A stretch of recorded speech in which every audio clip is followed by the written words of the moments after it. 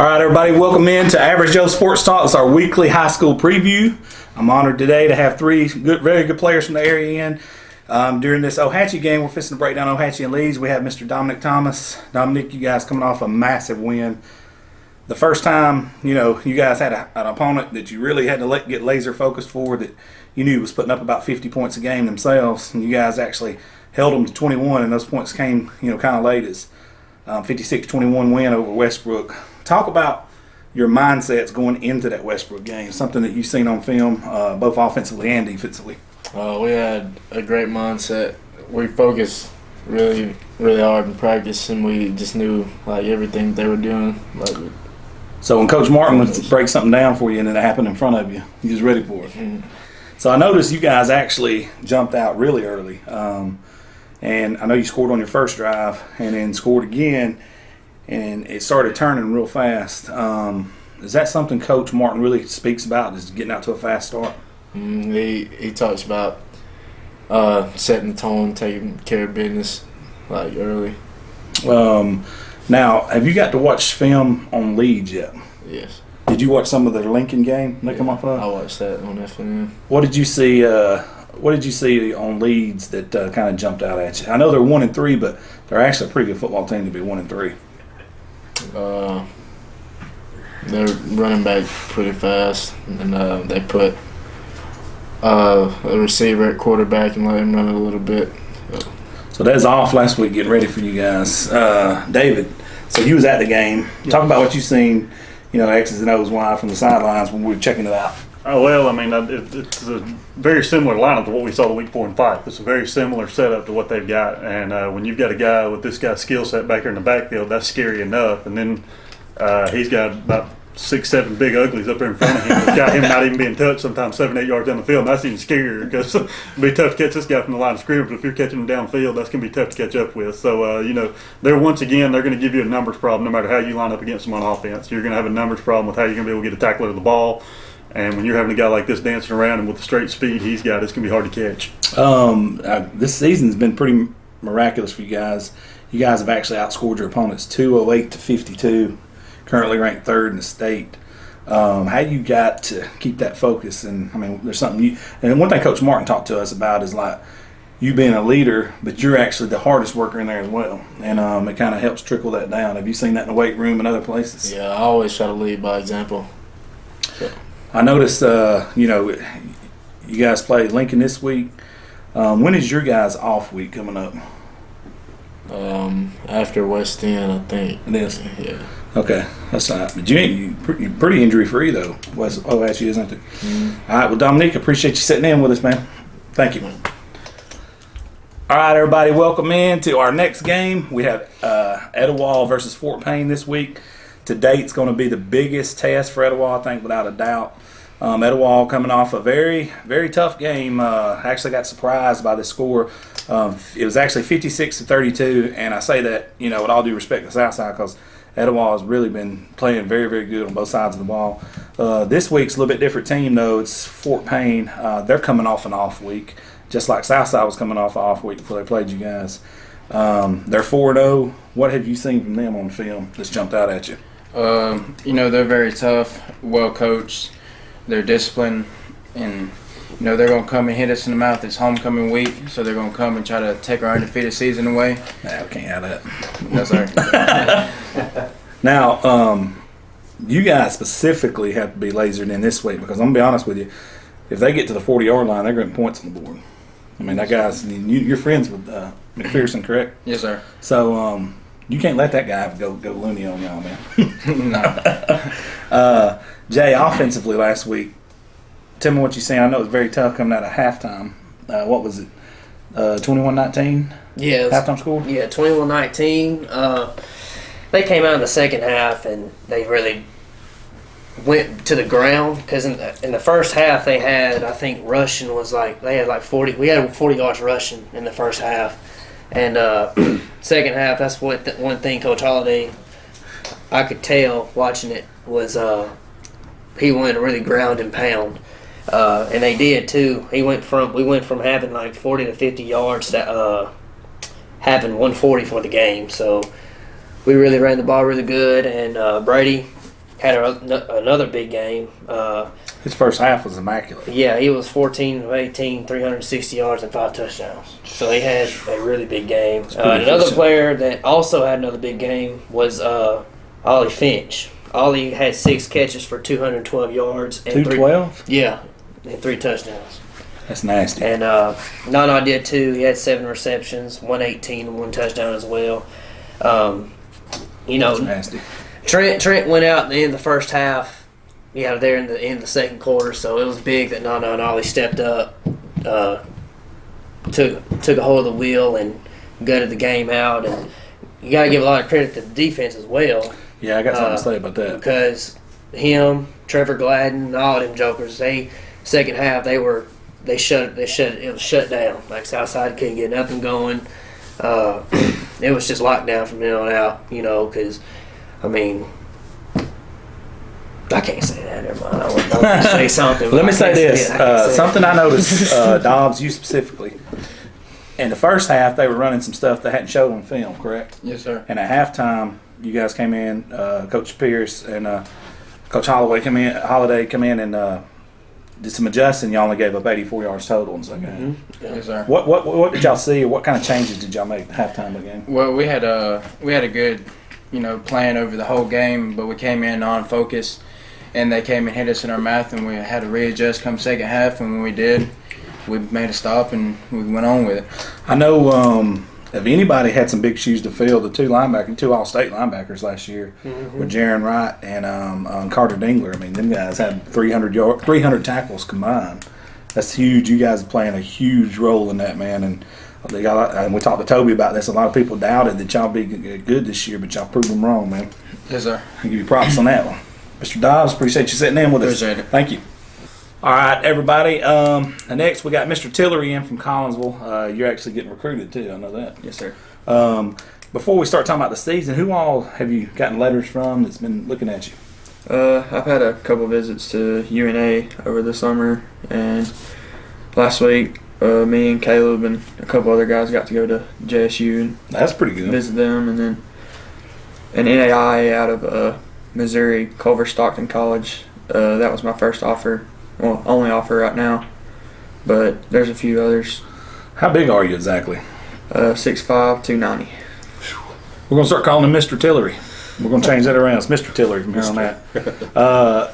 So what's it like blocking for Caleb Jones? Because he's like lightning in a bottle. At any time, he could be somewhere else and not the same time. You know what I mean? Yeah, he's Does he drive you crazy trying to form a pocket? oh, sometimes like you'll be blocking like play's supposed to go left and you'll be blocking that way, and the next thing you know, Caleb's rolling that way. Like it's crazy, but he's a solid guy, and if we give him plenty of time, he'll make something happen.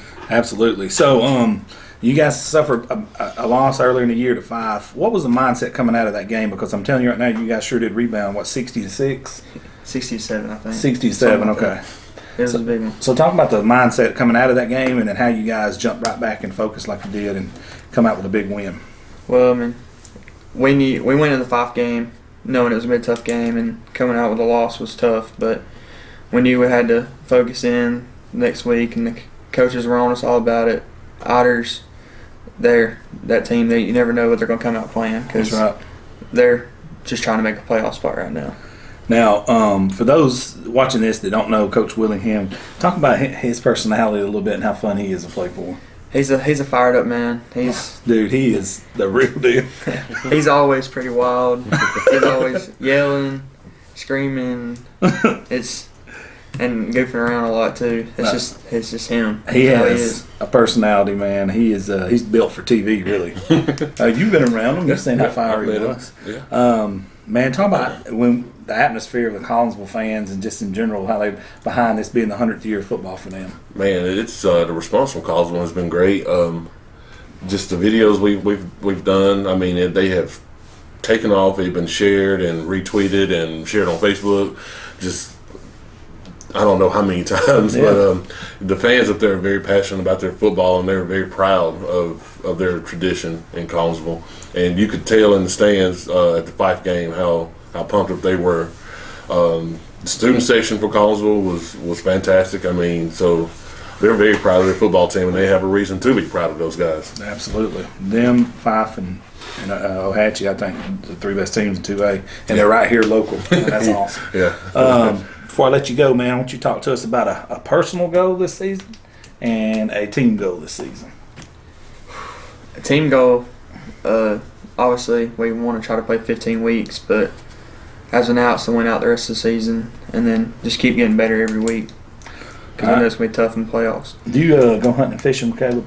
Is he too cool? I don't go hunting with him, or I haven't been hunting with him yet. He's kind of picky about his hunting. He likes going by himself and being quiet. But, I mean, we go fishing every once in a while, stay on the lake a lot of the summer. Gotcha. Mr. Tillery, thank you so much for sitting in. Thank you. Thank you.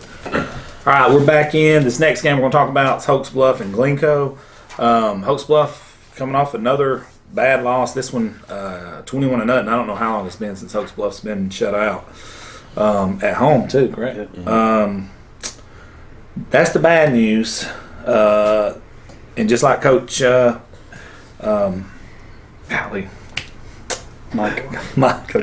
Rob. Just like Coach Rob says, tough times make tough people, and it's been pretty bad the last 2 weeks. But the good news is they have Glencoe rolling in, who's currently sitting at 0 points scored and 169 points given up, and it's a rivalry game. So if you're ever going to get laser focused, now's the time.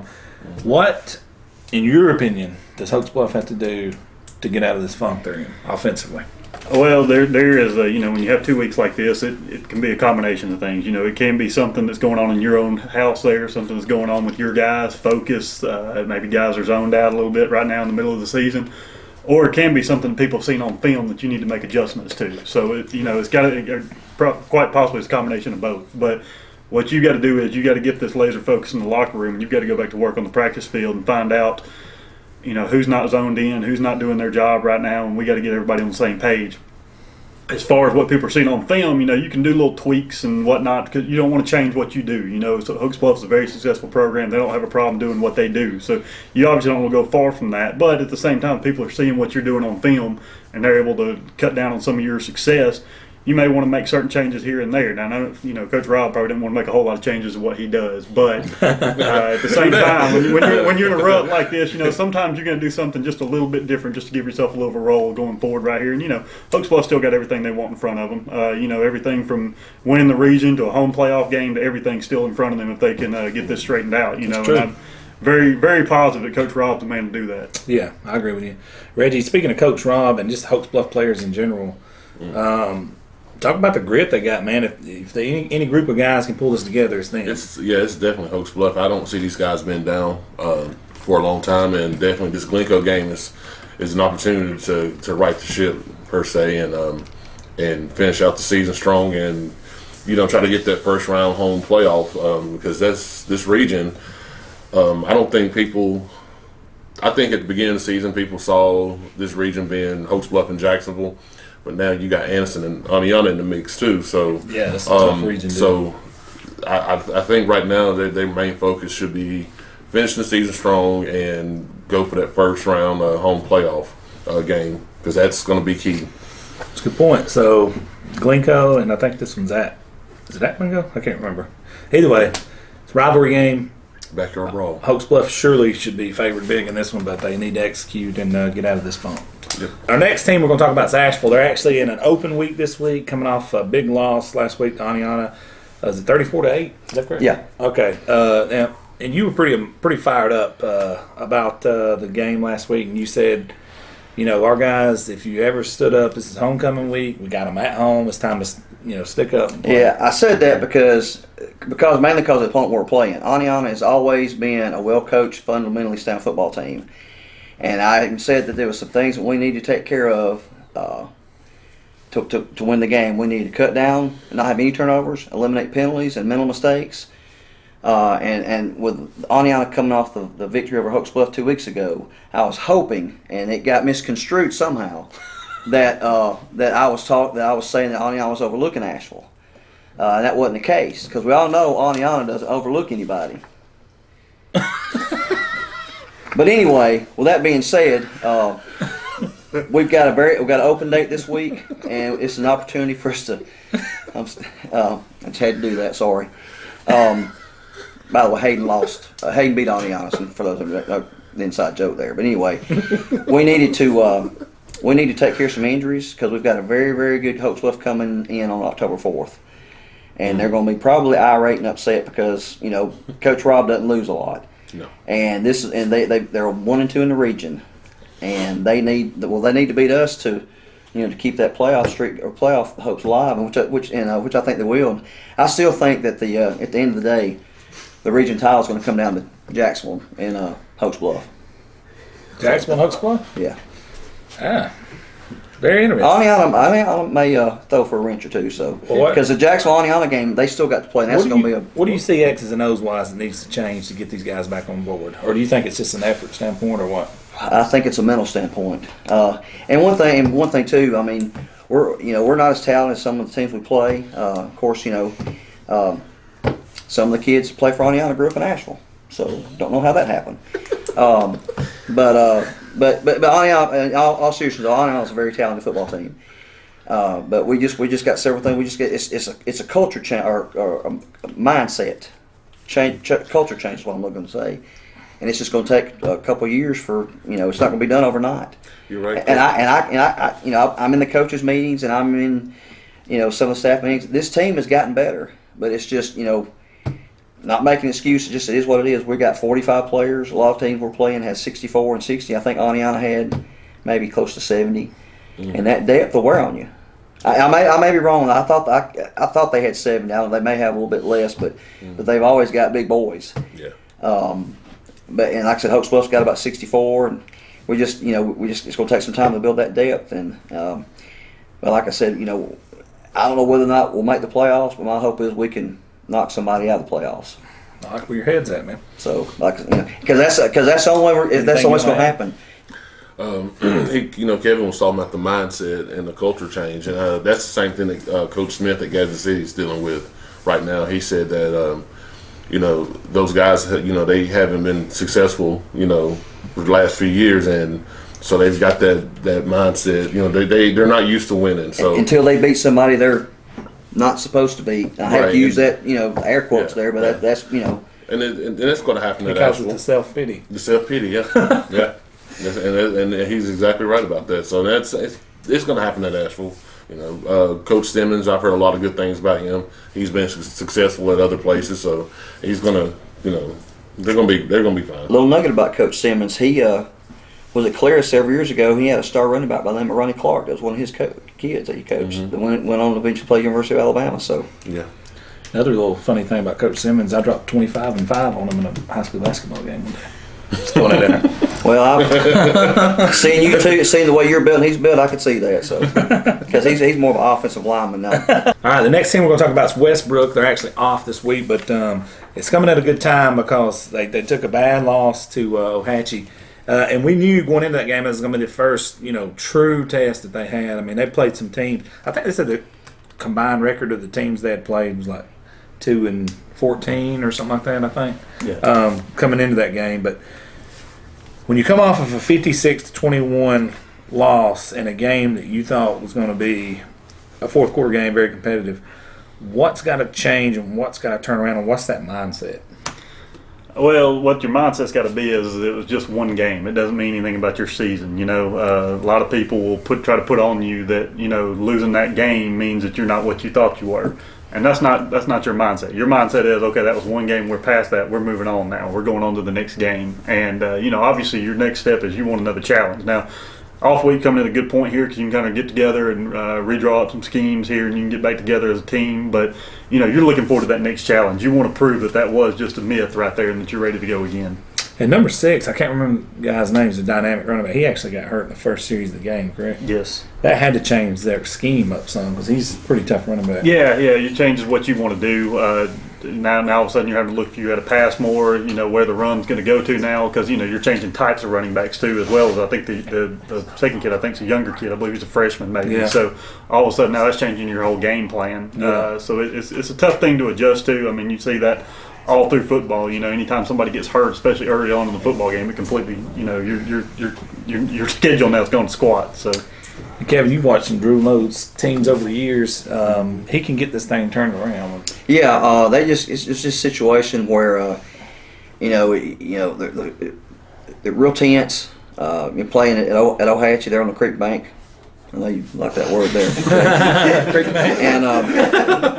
And it's just like the game with Ashville. There's lots of things that need to happen in order to beat Ohatchee, and once they got down pretty quick, the dam seemed to burst. And I think it was 50-0 at the half, or what was it? 42-0. 42, okay. Yeah. And once at that point, it's kind of hard to overcome.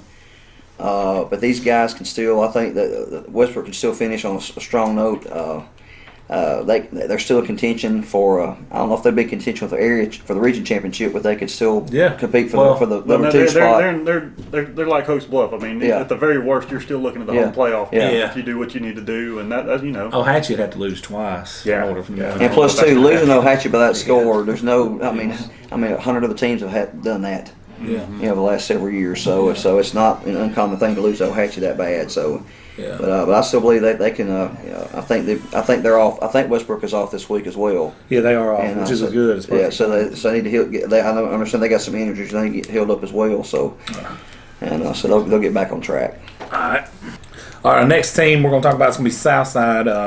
They're actually playing Helena this week. Southside again coming off a 56-32 loss to the Etowah Blue Devils, and I want Mr. Dobbs to sit in so he can talk about some of the things that happened in that game. Offensively for Southside, what were some of the things that they did that you think led to that, them scoring 32 on you guys? Well, every week we go by the same win the day. Oh, yeah. And we went in there before the game, and we didn't have that same mindset, so they came out there and did things, and that's a good point. They started scoring, and we went down a little bit on ourselves, and we had to get back on our train and kept going. If you was a Southside player or something, playing against you guys, playing that tough, would you think that helped springboard you playing further when a good play Helena? Yes, sir. You go into an undefeated Etowah team and you put up 36 points. You got to feel happy about yourself because you're a big, you're the underdog in it and you wasn't really supposed to score. It's supposed to be a shutout. They should go in there with their heads high and play Helena how they played us, and it would be a pretty good game. What did you see from Michael Rich, quarterback? He played a pretty good game, didn't he? Yes, sir. If you give Michael Rich time to throw, he's going to throw it and he's going to hit spots and he's going to make plays.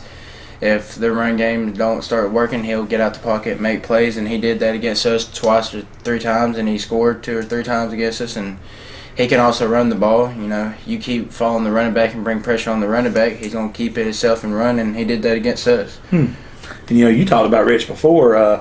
After we watched him play Hokes Bluff, you said exactly what he said. The guy can make all the throws. You don't know who's catching or whatever. Right, Talk about what you've seen from him. The guy's a tall guy standing in the pocket, and he's going to be able to identify the windows. I think when you watch him, you can tell he's, like he said, he can move a little bit, but he's your pocket type quarterback. He can stand back there, he can read defenses, he's going to find the holes, and if you've got one guy to place, he's going to be able to take advantage of that full time. And then again, if corners and safety, they can be in the right spot anyway, and he can still make a throw in a tight window. So he's a dangerous quarterback to go up against. And going up against a team like Helena, they've had some success this year. I think this would be a good challenge for Southside. Coming off some motivation to be able to score a lot of points in a game, now they can go against a team where, if you score 32 points this week, you're very likely going to win a game. Yeah, I agree with that. I think it's going to be an interesting game, honestly. Yeah. I think this is going to motivate them to play a little bit better. Absolutely. I really do. Absolutely. All right, guys, our next game is a big one in Class 5A. You've got number 1, Jasper, and number, 2, Central Clay County. Coming to Central Clay. Yeah. It's a huge game in Class 5A. Could be, these 2 teams may see each other in the playoffs.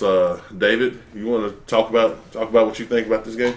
Well, when you've got 2 teams like this, and I've not seen either one of these teams, so I don't know what they do, but it's just teams that have success like this. When you have a game like this, both teams are going to be amped up and ready to go, and it's going to kind of be, it's like I said before, the coaching staffs are the nervous ones. The players are ready to go. They're excited to play right now, and, there's going to be a lot of hype going into this game, and, it's kind of a good measuring stick too. Coaches are going to love this, and the fact that 1, 2, top 3 game, whatever it is, you've got a good measuring stick of where you're at and where you need to be here in about 7 or 8 weeks when you may start seeing teams like this again. Yep, this is true. That's true, Kevin. Well, I'm a big Danny Horn fan and Clay Central. I mean that they have always they're a machine. Now Jasper, were they 2 schools that consolidated, or they just changed the name of the school? Changed the name of the school, built a brand new school from ground up. Okay. Just changed the name. It's going to be, like I said, an interesting game and a playoff matchup. And it's funny you mentioned about Jasper. So I was looking at some of their schedules, the teams they played earlier in the year. And, it's funny, they beat Helena. I mean, not Helena, but Hayden. 58-0. That team seemed familiar to y'all? But they beat Hayden 58-0. So imagine if they played somebody else, what they might want to do. But I'm pulling. I always like Danny Horn, and I'm hoping they can pull out the win for this week. Yeah, Jasper is a traditionally strong team. They've always had solid teams in the past, and I don't know what these 2 schools were possibly thinking when they scheduled this as a regular season game. Seeing that they're both in the 5A North, and you run the chance of possibly seeing each other again in the playoffs. That's if they both do what they're supposed to do. Tiebreaker game. Yeah, That's what that is. yeah. This is a good point too to have your players focused. I mean, sometimes when you get to a non-region game in the middle of the season, it can be a little bit of a lull there. Yeah. And you drag it out right here. I guarantee you, none of these teams are losing focus right now. No, they're not. All right, guys, that was Central Clay and Jasper. A huge game in 5A this week. All right, our next game up is Fife and Plainview. Fife coming off a huge win over Asbury, 47-6. Plainview, I think they came off another loss, 27-0 last week. This is a rivalry game. You got two schools, probably about 5 miles apart from each other, getting ready to play each other. David, I know you've seen Fife play this year. Tell me what you think about this game. Well, Fife is just a landslide of destruction going at just what Fife is. And it doesn't matter who they play. It's going to be a hard time whoever they line up against. But, they're just a bulldozer coming downfield. And, you're going to have to adjust your defense to what they do. And there's not a whole lot of answers unless you just got the guys on your defense to match up one-on-one against their line because their linemen are some of the best set of linemen I've seen for a 2A football team, and they're going to drive downfield. And then they got athletes in the backfield, that are going to be able to make use of that space that they get. And it's the same thing with what we said with Dominique earlier. A lot of times these 5 running backs aren't getting touched to their 8, 9, 10 yards downfield, and that's just deadly. Oh yeah. One interesting thing about Fife, they have outscored in their 4 games this year. They've outscored their opponents 148-9. So in 4 games, their defense has only given up 9 points. Kevin, Plainview, this has been a rivalry game. Do you think these guys are going to get up a little bit for Fife? Or? They should. First of all, by the way, I like that. You need to copyright or patent that landslide destruction. You need to get a shirt that says that in red with red and white. I call it right here. Get Fife, sell those up there. Sell them at the games. But anyway, because I remember I followed Plainview for several years because Asheville's played them a couple of times. In fact, 89, Asheville head coach Rupes Probst played me in the playoffs. Their quarterback was none other than Jeremy Pruitt. Nice. Of course, their dad was a coach, but I remember, and I know, and I've got lots of friends up in that section of the state, and this is a big rivalry game. So I remember at one time, Plainview, I think, had a little winning streak over Fife, but I think, of course, they've reversed that now. So, but I know Plainview struggled the last couple of years, but that still will be a packed out stadium Friday night. Yeah. Like I said, both schools been 5 miles apart. I mean, that's going to be huge. It's going to be a huge crowd. I'm sure Plainview's going to get up for Fife. So, all right. Our next game we got coming up is Gaza City. They're off this week, but they played a huge region game last week against Bob Jones. I know we talked about that game last week and how traditionally that game is a back and forth, grounded out down to the fourth quarter type game, and this year they did not disappoint. It's a tough loss for Gaza City. I was at this game. I was on the sidelines, and it was rough. And seeing the looks on those guys' faces, kind of got to me. But they fought to the end. And that's a huge plus going forward. Coach Smith he's building the program, and Rome wasn't built in a day, and he's just doing things at his own pace. Kevin, you want to talk about Gaza City and what their mindset should be going into this off week? Just to refocus, kind of reset. And I'm sure, just like every other team that's played 4 games, they've got some nicked up injuries, some little minor little bruises that need some rest. And in a situation like this, and probably take a couple of days to just get away from football and just not think about anything else, like whether studies or go out with your girlfriend, go to a movie with her, and just kind of just relax and then by the weekend start mindset focusing for the next game. And I was keeping up with that game. When I was at the Ashville game, and I thought they had that there at the end. I thought they could just win this game. That this will start like a steamroll.